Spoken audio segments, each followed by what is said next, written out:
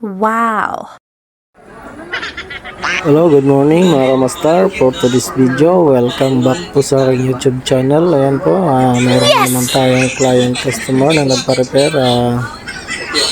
Yan mga ka-viewers, Infinix Hot 10. Nag-auto restart po to mga ka-viewers, mga kamaster. Kahit daw 100% yung battery mga ka-viewers, mga kamaster, ganyan po yung nangyayari sa cellphone niya.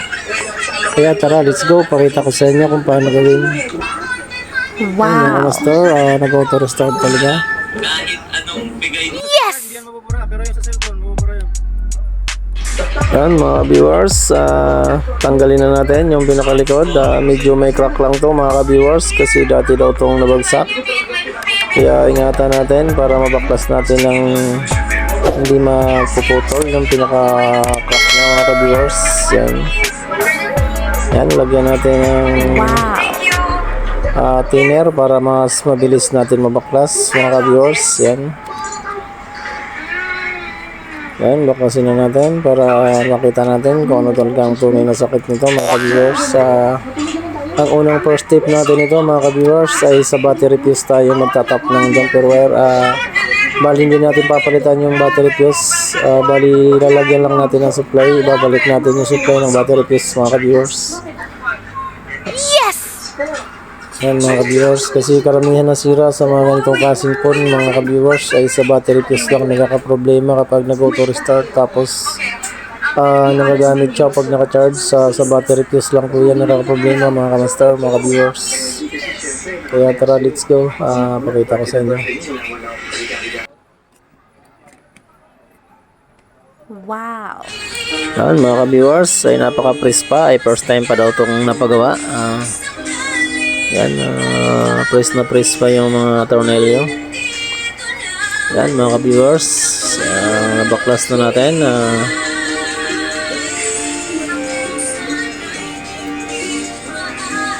Yan. Yan mga ka-viewers, bali i-remove lang natin yung pinaka-terminal, hindi na natin tatanggalin yung battery mga ka-viewers. Yan, kasi sa ibabaw lang naman yung board ng battery mga ka-viewers, ay mabilis lang, iangat lang natin to mga ka-viewers. Yan mga ka-viewers, yan po yung pinaka-fuse mga ka-viewers.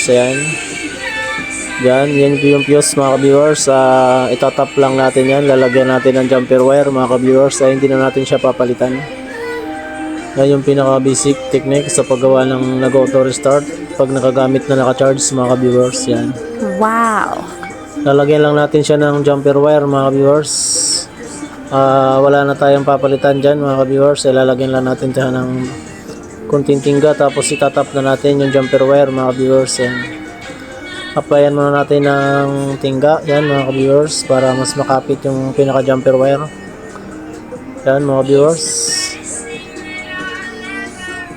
Yan, ito yung lalagay natin na jumper wire. Dudublehin natin para mas matibay, hindi basta-basta mapuputol. Yan. Wow! Yan, ilalive natin yung pinaka-fuse. Yan mga ka-viewers, ay hindi na natin yan papalitan at hindi natin tatanggalin. Yan, ipapatong lang natin dyan sa pinaka-battery fuse mga ka-master. Yan. Pwede naman yan tanggalin at pwedeng jumper wire na lang, pero mas maganda ay wag na para dyan pa rin yung pinaka-fuse niya mga ka-viewers. Yan. Wow!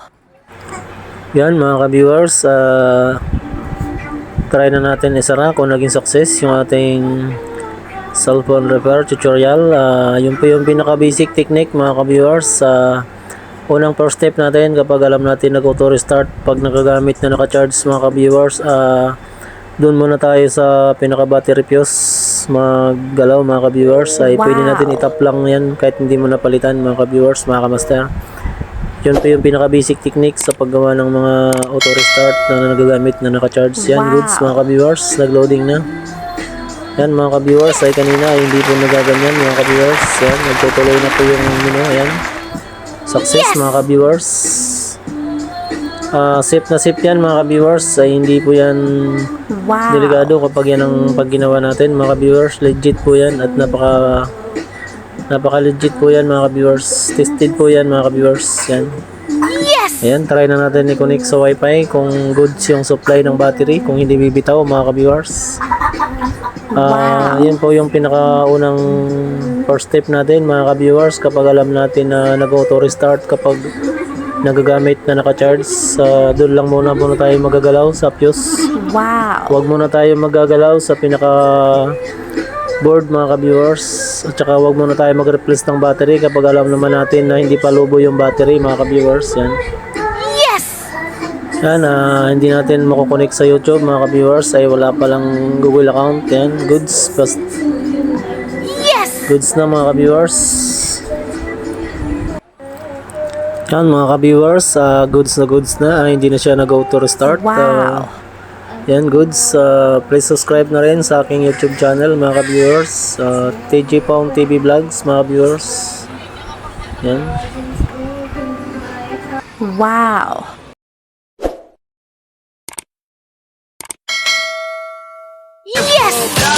Forget what they doing, keep on